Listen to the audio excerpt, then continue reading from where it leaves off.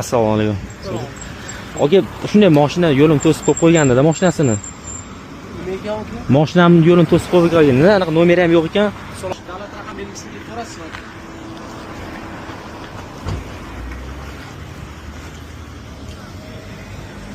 01W290. Haqiqatan to'sganmi yo'q? Ya to'sgan aka. Mana Cobalt. Meniki Spark. Men chiqaman desam, chiqa olmadim.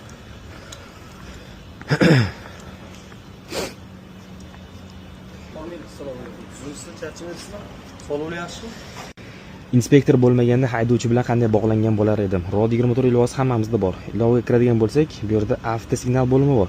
Avtosignal bo'limi orqali avtomobilning davlat raqamini kiritadigan bo'lsak, haydovchi bilan to'g'ridan-to'g'ri bog'lana olamiz, ya'ni qo'ng'iroq qilib. Raqamni tashib ketsa, shunaqa muammo bo'lmaydi.